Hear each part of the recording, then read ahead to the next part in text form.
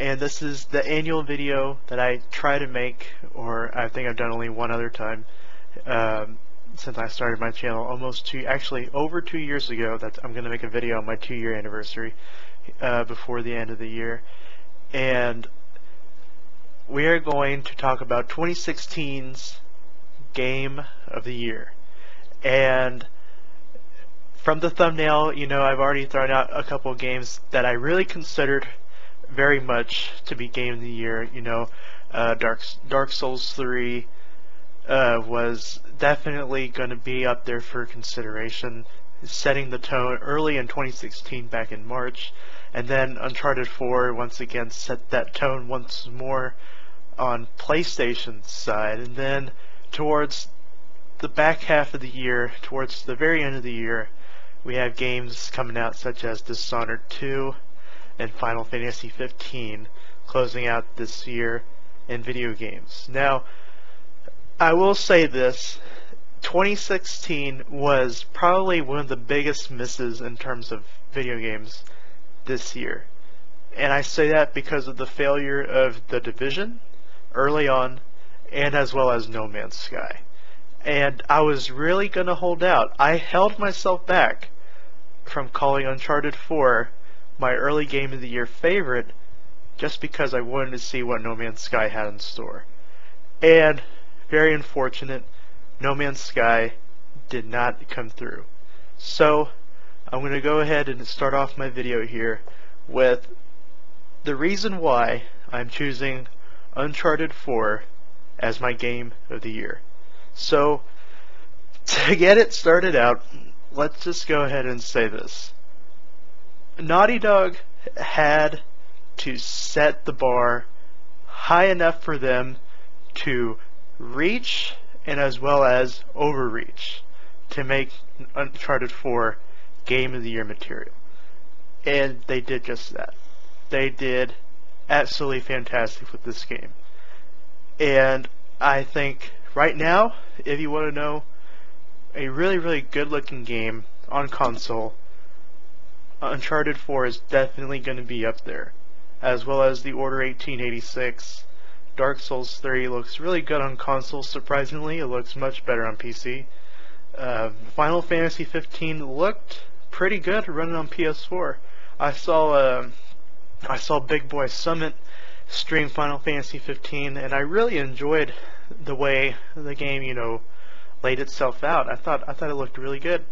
And Dishonored 2 has already got a Game of the Year award from PC Gamer, which was a little suspect simply because of the fact that Dishonored 2 didn't have a very good launch. It didn't have a very good port that Bethesda made for PC, which is really surprising because Bethesda with Fallout 4 and Skyrim being really, really good PC titles, and the fact that they didn't come through with Dishonored 2 running well on PC really surprised me. But anything can happen, and there was issues early on with Fallout 4 last year because of the fact that there was, you know, corrupted save data on console. Things weren't clipping the right way in some cases on both PC and console. It was really, you know, messed up early on, but of course, you know, they fixed it, or they sometimes rely on their modding community to fix it, which is really unfortunate in some cases. But nevertheless, back to this year, because last year we all know that Witcher 3 was no doubt in anybody's mind 2015's Game of the Year, including mine. So for 2016 though, this was, I really, like I said earlier, I was going to wait on No Man's Sky because No Man's Sky looked just absolutely amazing. It looked really good at 2015 E3. I mean, whatever Sean Murray showed us at 2015 E3, it had the potential, man, and 100% did. And he didn't come through with it, not once. So that's definitely on Hello Games' end. But to continue on, what what really, set this game up though was, in all honesty, was it had to be dynamic and unique in a sense in terms of Uncharted 4. It had to be almost completely different, or it had to change a couple of things from its previous games. And they did. They added, potential dialogue options. They added brand new fighting mechanic that was pretty easier in a sense. They added new climbing mechanics in terms of the rope and whatnot.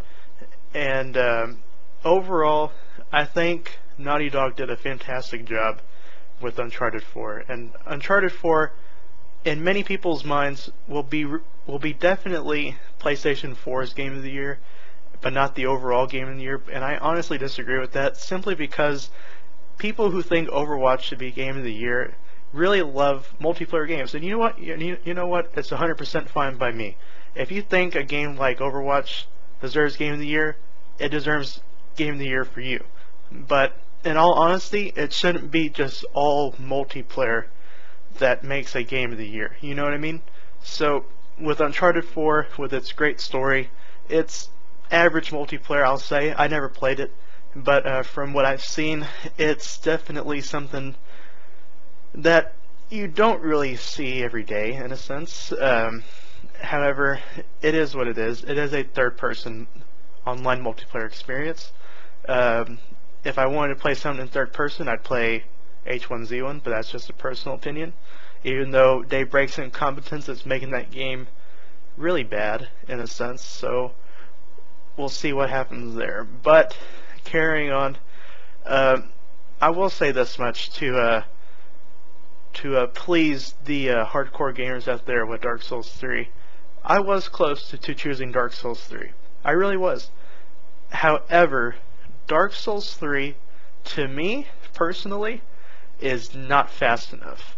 Bloodborne is fast. I like going fast. And if this was 2015 and there is no Witcher 3, there is no Fallout 4, well actually, maybe there is a Fallout 4, Bloodborne is my Game of the Year in 2015, if there is no Witcher 3. But Witcher 3 was far, just blew Bloodborne out of the water. And because of that, if Bloodborne was released, maybe this year, or in the next year, it'd definitely be considered on my list. But Dark Souls just isn't fast enough for me. It just isn't the type of game I would want to play if it was hardcore, like the way it is, and it wasn't that fast.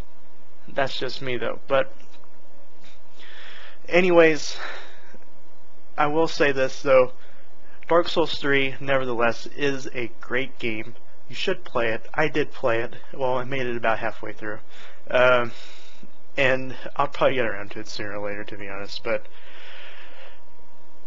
from my experience, though, with Dark Souls 3, and from watching Final Fantasy 15, and from a little bit of gameplay that I had with Dishonored 2, it was really no contest for me. And some people will definitely disagree with this, and they can if they want. But to me, it was no contest this year. Absolutely no contest. Doom was not good. Titanfall 2 is good in a sense in terms of a multiplayer experience. Overwatch was the best multiplayer game this year. The Division failed, like I said.